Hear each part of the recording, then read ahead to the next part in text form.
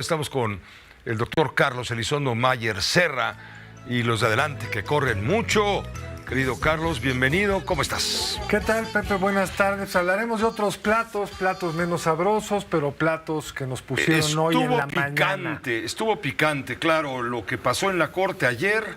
8 ministros, ganó la Constitución, ganó la legalidad. Pero eso 8-3. Eso no dijo el presidente. El presidente dijo que habían ganado los políticos. Yo creo que el facciosos, les digo. Facciosos. Yo quiero que el público escuche lo que dice el artículo 21 de la Constitución. ¿Qué dice? Dice a la letra: las instituciones de seguridad pública, incluyendo la Guardia Nacional, serán de carácter civil, disciplinario y profesional.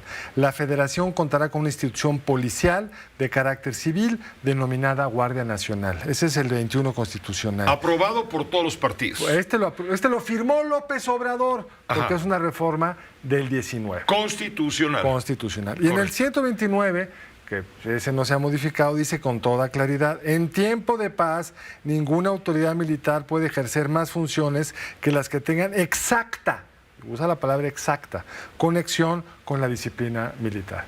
Y si alguno es ocioso como yo y lee además la sentencia, el proyecto de sentencia que fue aprobado del ministro González Carrancó, Juan Luis Alcántara Carrancó, va a ver que dice...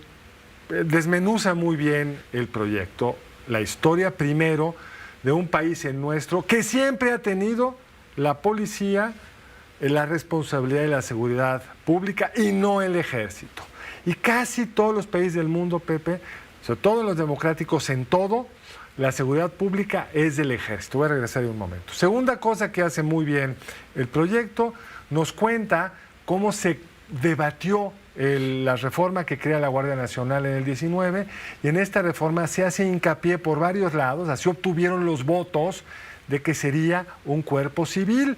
Tenía 5 años el presidente, y lo dice muy bien los transitorios de esa reforma constitucional, 5 años el presidente para estos elementos que vienen del ejército, dejarlos como cuerpo civil.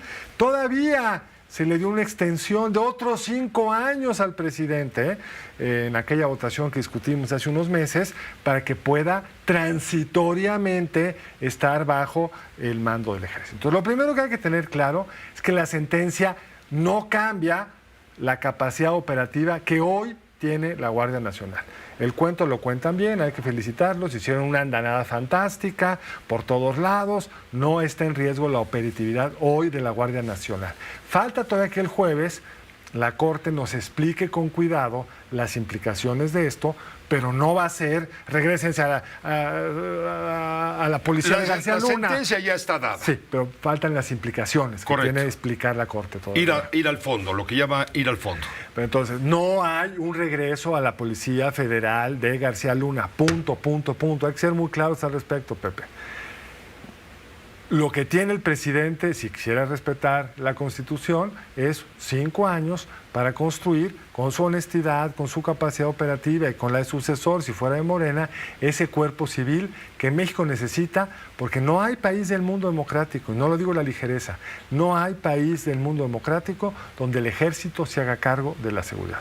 Ese sería el primer punto. Ahora, el segundo, en esta inteligencia política que tiene el presidente, pues ya nos cambió los términos del debate. La elección del 24, ya nos dijo el presidente, va a girar en torno a denle el mandato o denle el mandato a mi sucesor, denle el mandato a Morena para tener la mayoría constitucional en ambas cámaras, sí. Y de esa forma poder hacer esa reforma constitucional que no le salió hace unos meses, que fue lo que llevó a esta ley inconstitucional. Y ellos sabían, Pepe, perfectamente, me lo dijo algún senador por ahí, que sabían que era inconstitucional y lo aprobaron esperando que no se los listaran en la Suprema Corte, porque esa había sido la tónica del presidente saliente, ya el que ya no es presidente, el ministro Saldívar, que me gustaría referirme, porque el presidente lo puso en la mañanera hoy, a sus argumentos. Exacto. Es que la pregunta obligada siguiente. Muy bien, ya sabemos los 8 ministros que cumplieron, y hay que aplaudirles su apego estricto a la defensa de la constitucionalidad, la Carta Magna. Sí, pero ¿en qué papel quedan los ministros que votaron a favor, digamos, de la idea presidencial.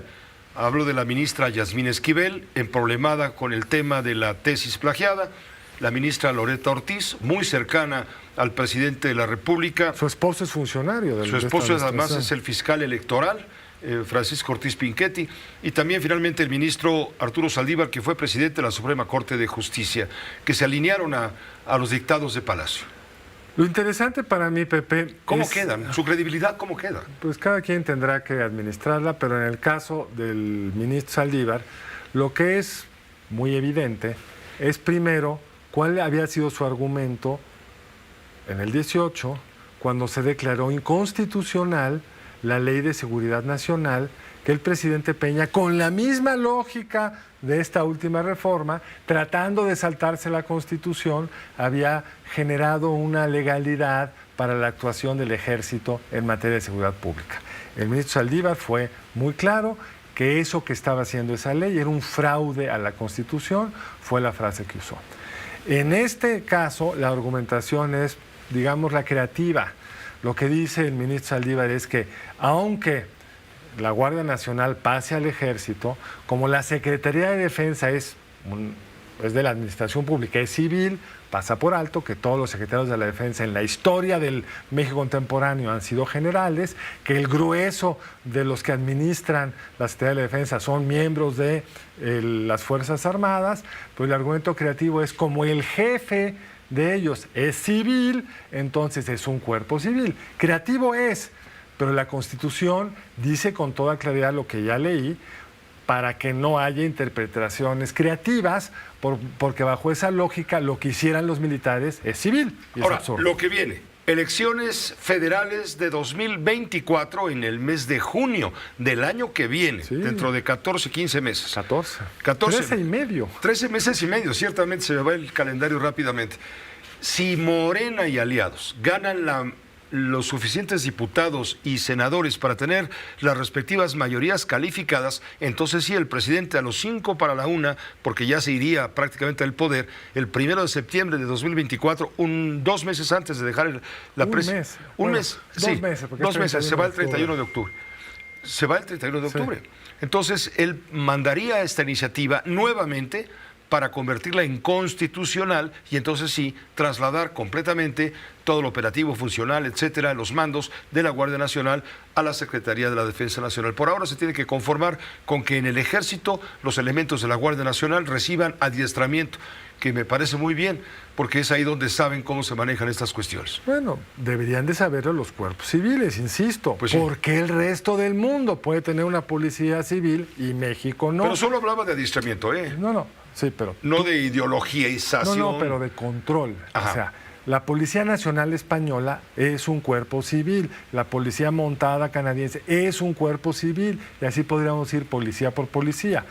Las policías vinculadas a los militares, las gendarmerías en Francia, digamos, está restringido a zonas rurales, las han vuelto cada vez más civiles, en fin, las democracias tienen policías nacionales civiles. Y ese va a ser, Pepe, como bien lo indicas, el gran dilema electoral para el ciudadano.